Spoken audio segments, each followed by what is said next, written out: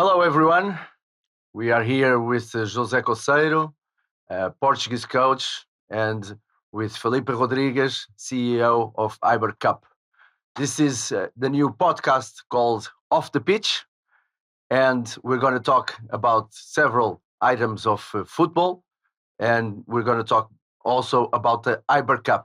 IberCup is a tournament that is in this year in the 16th edition. 1-6 people, 16 years of hard work and with a lot of competition between several countries. 5 continents are here in Cascais, in the city of Cascais in Portugal. And I'm going to now talk with our two Invited guests. two amazing guests, and it's a huge pleasure to have you here. Thank you very much for being here. So I'm going to start with José Couceiro. This man did everything in football. There is no job that he hasn't done yet, and I have the pleasure of knowing him for a lot of years, and he's what we call a gentleman in football. A breed that is almost finishing, but he has it all, and so he knows a lot about football. José Couceiro, thank you very much for being here. How important do you think a tournament like IberCup is for the development of young players and also young kids? Hello. First, thank you very much for this invitation. For me, it's a pleasure speak with you about football. Yeah, it's always a pleasure To speak speak about football, right? Of course, of course. It's our life, our passion. Of course, it's our passion. But football is important, but ever a lot of things more important than the football. Okay? Exactly. This is exactly. this is the first question. One tournament like this is very important. Why? Because we need space for young players. Okay, and you need space for these young players play football To have fun, to develop their, of course, without their, pressure. yes. Because normally in the domestic championships they play with pressure because they need to win. No, in my opinion, we need to start the football like the street football. Yes. This is the most important. Play with pleasure. Okay, after maybe with 14, 13, 14, 15 years. Okay, we started the tactical, of course, the tactical process, and until then, let them play, let them enjoy. And in this, of course, and in this tournament, I think is important. Why? Because they have different levels, but all people play. All people play. This is very important, and all people play a lot of games. Exactly. Because if you lose one game, after you don't play now, 2 hours later you have another and one. you have another one. Yeah. This is very, very important. Filipe, we were talking about the importance of the several main things about a tournament like this, and we were saying, a player comes from Brazil, a kid comes from Brazil, is playing against a kid from the other side of the world, a completely different culture. It's a fantastic experience. It's a fantastic experience. That's an amazing experience, right? It's amazing, of course, yes. Yeah. I agree. It's not only to play, because they're gonna play against someone that is stronger, physical, more attractive, playing like more attractive football in one side, and on the other side played a more athletic football. But the problem, sometimes always the people want to win and win and win. Okay, with this pressure, competition. And what you need in football, we need skills. Yes, it's important. All people never forget. Only in football you play always with the foot. Yes. Okay. With the brain, of course, yes, but with the foot. Okay. So, because if you play handball, basketball, rugby, you play with hands. This is totally different. Okay. And if you play with the foot, you need to start with these skills with the 4, 5, 6 years old. Okay, and you need play. You need play in the streets, in beach, in all places. This is, in my opinion, is very important. After, okay. Okay. After we start the championship, we have the different levels, the competition levels. Okay, but before we no. need this I space. I agree. And people think about this. Parents, think about this. Your kids, they have a certain age. I'm a father also, and I want my daughters and I want the sons of my friends to enjoy life. Of course, with they have to know what they're doing. There are boundaries for everything, but let them enjoy. In this sport, football, let them enjoy while they're young, because later in life, if they are prepared to be a football player, they're going to have to learn the process and the tactical and all those boring things that they need to be a professional football player. But before, let them have fun. Talking about fun, the technology in nowadays, it appeared on football, and it's something that today is very important. Everything is important. The technology is important, of course, but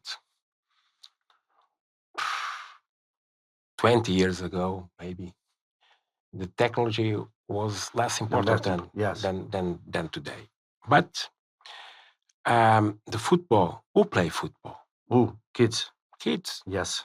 It's not the computers, okay? It's the kids. And they need to start only play, no more. Without statistics, without numbers, without. Yes. Do you understand? Yeah. Because sometimes you put a lot of pressure. You have possession, 64, or 15, or 50-50. Does it help so much, to know every detail of the process? But detail, of course. But details, it's in professional football. Yes. Okay. It's in professional football. Of course, with the first team, we need to win always. But this is with the first team. It's not with the youth football with these young players. Yes. Of course, if you speak with me about, for example, the example. No, for example, in the last year, the team, the national Portuguese national team, the under-17, we played the final, the European Championship in Cyprus. And now, when you look, 4 or 5 players, they play in the first teams. Mm-hmm. Okay, they changed the step. But before, we want to win. Of course we want to win. But you put always this pressure. No, never. Okay? With that amount of pressure. But now we have what? Maybe you got Mora, Kenda, Simões. Yeah. They play in the top. Yeah. Okay? But 1 year before, of course, they have responsibilities. Of course, yes. Of course, yes. But take it easy. Take it easy. We'll come back to you, José. Filipe, our CEO. How did it start, IberCup? Was it a dream? How difficult was it? And these last 16 years, I think that also your heart and your soul must be fulfilled, because you're making so many young players, so many young kids happy, and their families also, of course. Yeah, if you ask me how did it started, so 16 years ago, many people called me crazy. Yeah, I believe. But I believe. I with everything in my life, I like challenges. Okay. And after these 16 years, I don't regret anything. We learn with mistakes, we grow, and now we are very happy because we know that we change a lot of lives, and we give a stage and a meeting point for players from all over the world to have an experience that they will never forget. Yeah. And you were a player. I was also a player, not as good as you. Thank you. But the best memories I have is when I was playing football. The best memories that I have is not when I was playing on the top level, or either Ajax, Atletico Madrid, the Champions League, national team.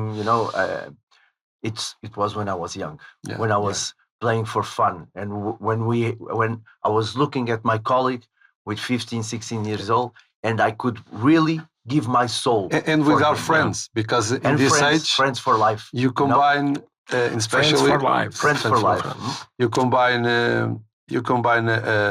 the participation in the tournament, but you combine that with with the family holidays, or with Yes. the family trip, or with the friends Do you and help friendship. in the organization of the tournament? Do you help the families if they need something to come with their sons? We provide a lot of options. Okay, perfect. Either for teams that come from Australia or from US or even from Africa. They all have different opportunities. And like I said, we are always focused, and our motivation every year is because when we see how it ends in the tournament, give us a lot of joy, because we see a lot of emotions, we see a lot of people happy with this experience. And much more than develop players, I think it's a stage where you also build the character of the player, and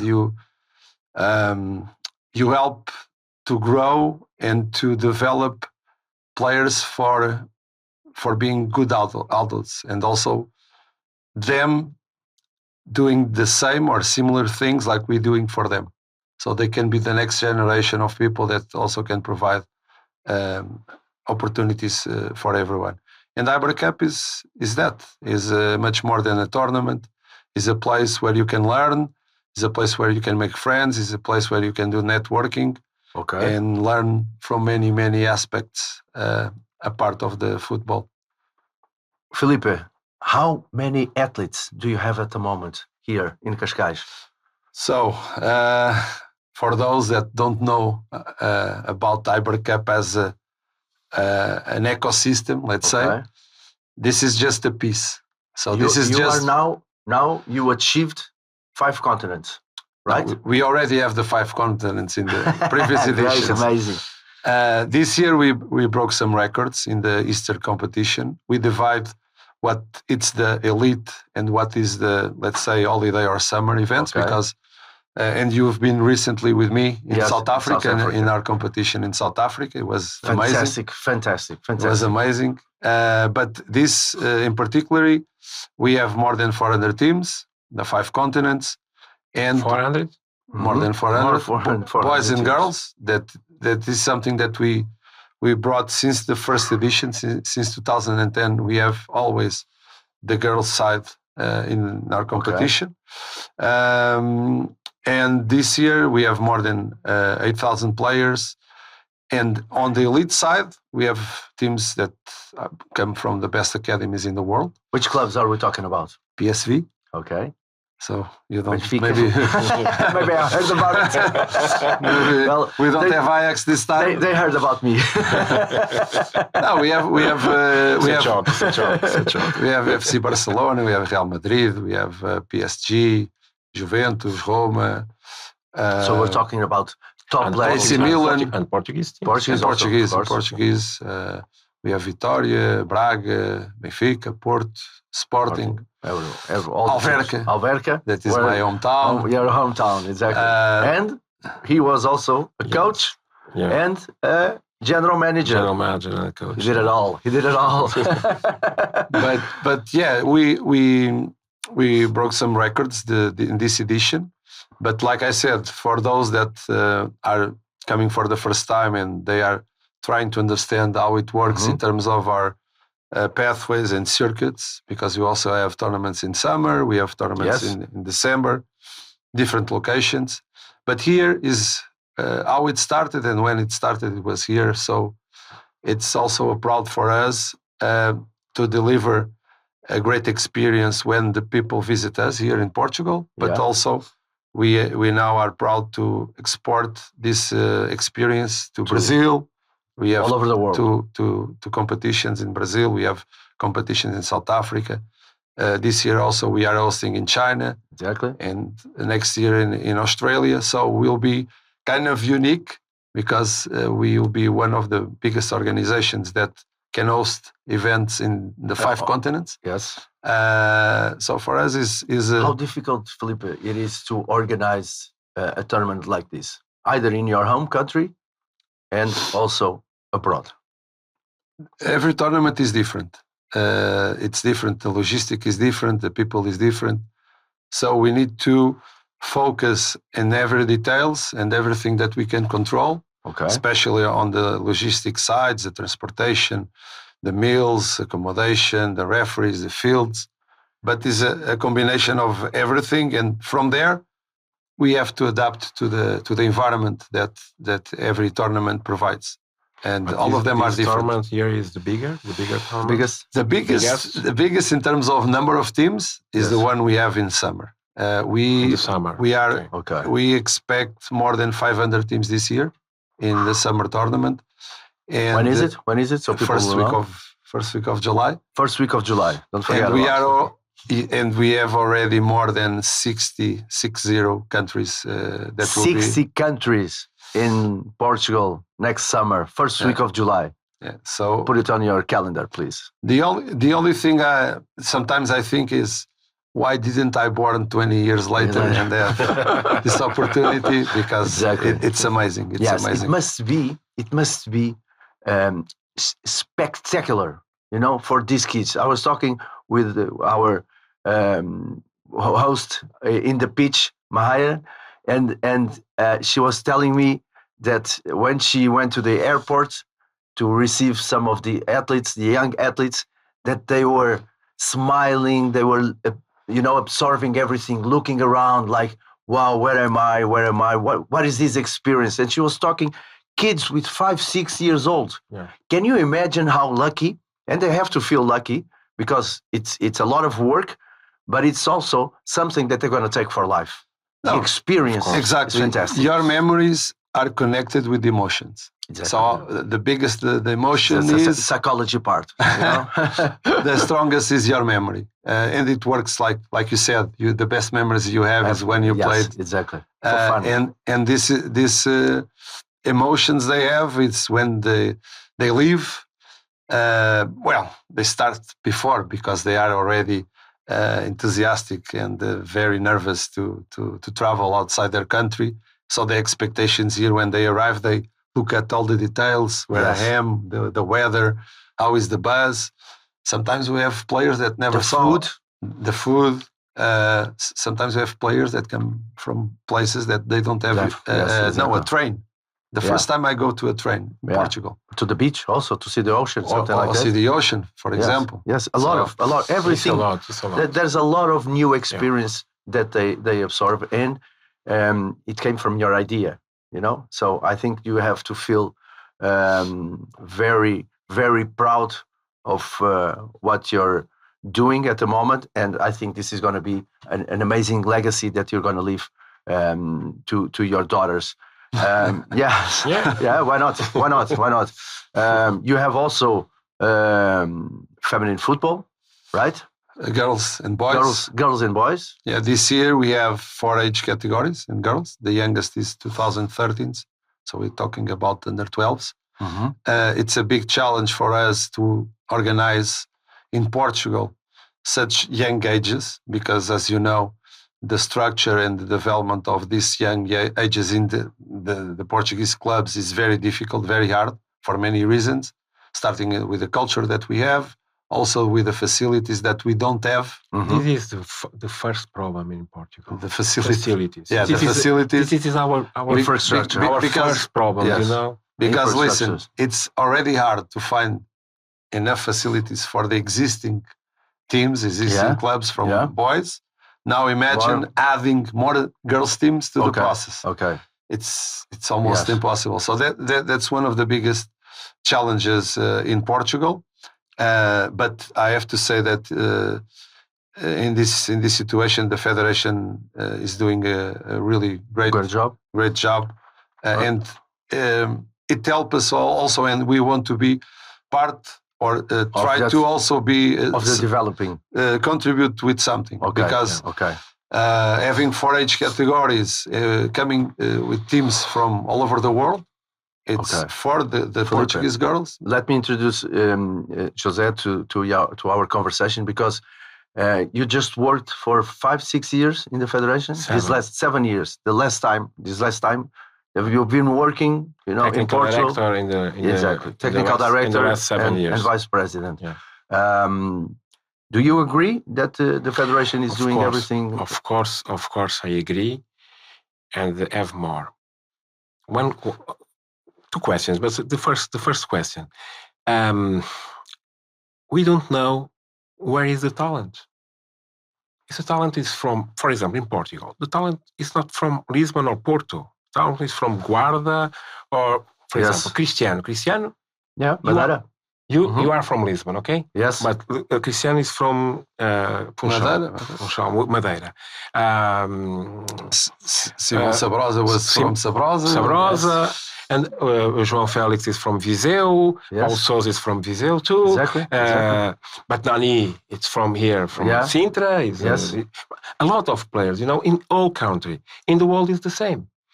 When you call all these players from Portugal or from another country in Portugal, this is very interesting because the second question, you have maybe you have a lot of clubs around the games, no? Scouting. Yes, scouts, a lot of scouts, a lot of people around, no? No, a lot of scouting for sure. And sometimes you get a call from. I just got a call from. We have. This can be for another conversation, but we also have. Yeah, but I ask you why, because sometimes these guys put a lot of pressure in the young players, because I need to play well. I need, and this pressure is not good. It's not your idea for the tournament. Exactly. The tournament is not what it's not your target. It's not your goal. What this tournament defends is not that. No, it's a good question because we are not focused on that. We focus on what we can control. That is the competition and everything. The quality of the organization. Yeah, but of course, scouting is part of the sport. I know. Yes, but with 16 or 17 is normal, no? But with 12 I know. 12, yeah, but in nowadays, agents they arrive sooner in the player's life. Always we have problems, but sometimes around the game, not inside the game. You know very well. Yes. Not inside the pitch. The problem is not inside the pitch. I understand. It's outside. Exactly. It's outside. For example, about parents. After you spoke about parents. This is very important because sometimes they believe I have the new Ronaldo. No. They start seeing money. Of course. And the question is not money. The question is play football. The next star. He's going to be an amazing football player. Wait, give him time. Give him time. But let him live his life. It's interesting also how it changed from country to country. Okay. Because we do IberCup in Brazil. It's a cultural thing. In Brazil, right? Brazil, it's part of the education, Filipe? Do you think it's about the education or the culture? No, I think it's about the business. The business? Because you can't control the way the football developed the business in nowadays. But you think that not education too? No, education comes from family and the culture. Also not only from family, from FA and Football Federation, from all that environment. Because sometimes, it's my opinion, we need to change this model. You know, not with 19 or 20, under 20. No, I speak about under 12, under 13.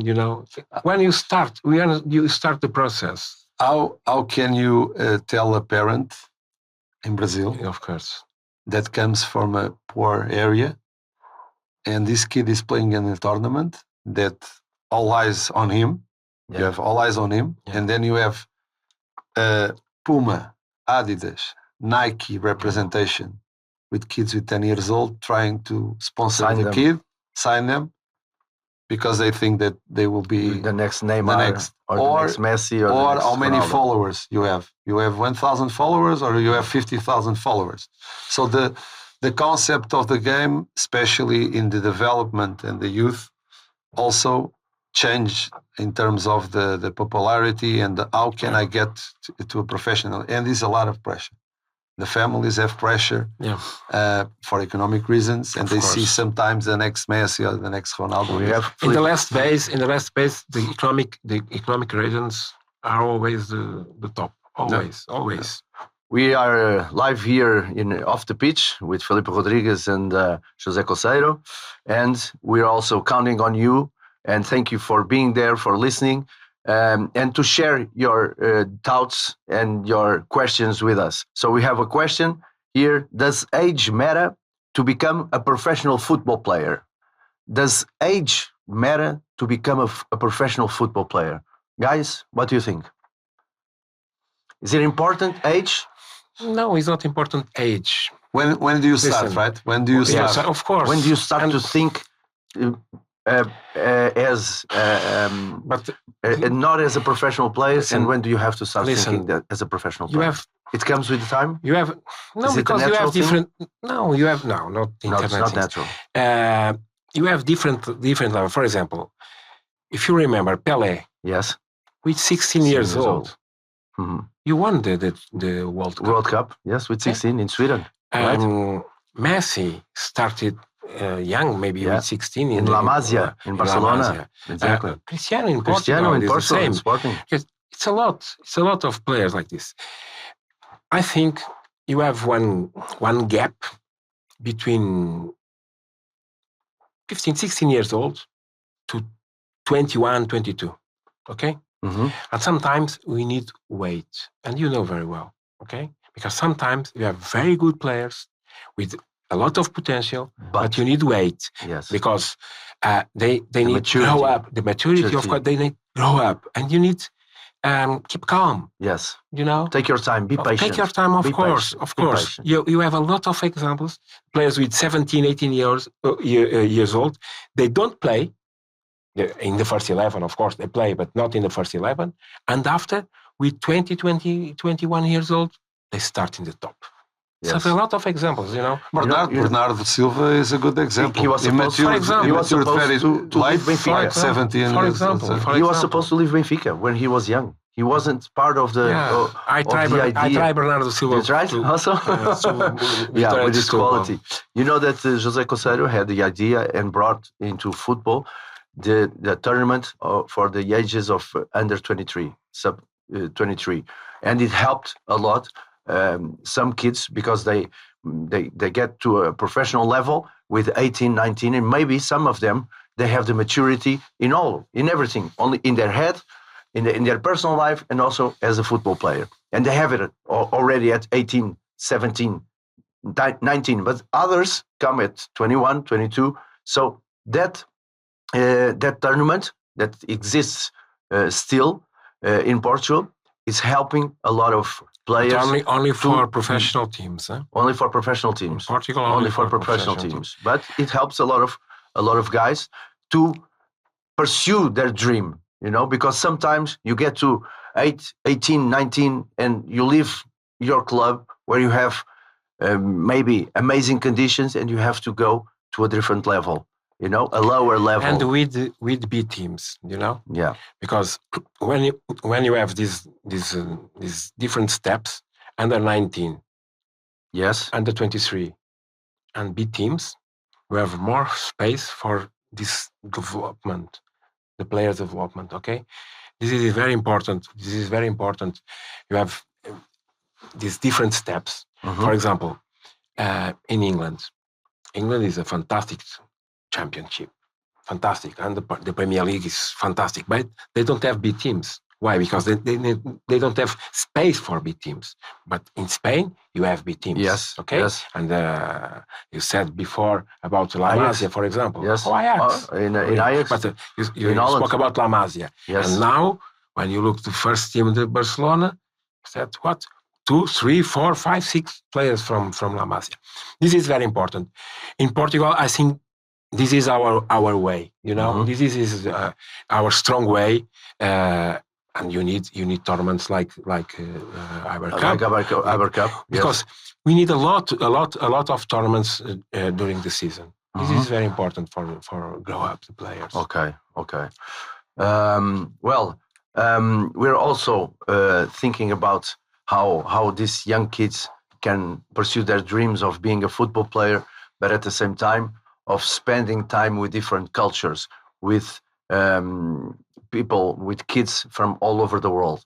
I think also for the technical stuff is something that they can learn, they can absorb, and they can take it with them, and then they decide, okay, what is important, what is not important. Because the way that football players are born into football in Brazil, it's completely different from Denmark or Finland or Sweden or Portugal, So each culture in each country, they have their own mentality. Football is universal, it's their own language. But at the same time,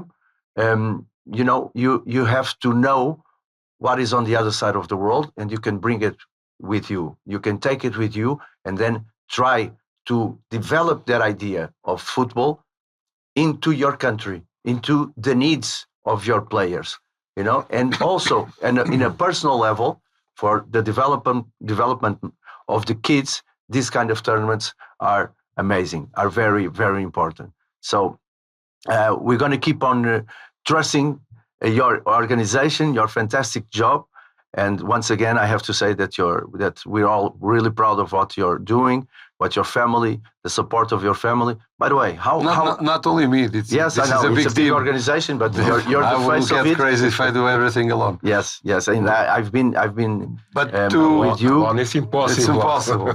No, but just to finalize, also we start tomorrow the competition. So I would like to take this opportunity to wish to everyone good luck. Yes.